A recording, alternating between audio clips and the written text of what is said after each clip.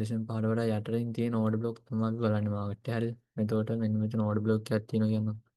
ඔතන order block එකක් තියෙනවා නම් ඒ ඕඩර් බ්ලොක් එකට ආවම බලන්න ඕන කන්ෆර්මේෂන් මොනවද.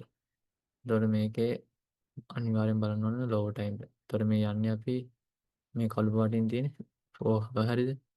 ඕක පොහව කියන්නකො. ආය ටයිම් එක මොකක්ද? එතකොට මේ යන්නේ ලෝ ටයිම් එක.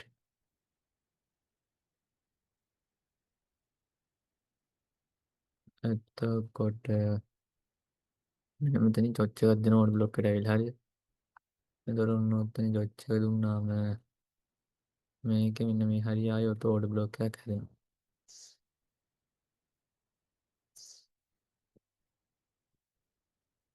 මේ ඕඩර් බ්ලොක් එකකින් එන්ට්‍රියක් ගන්නවා අපේ 6 6කට ටාගට් කරලා.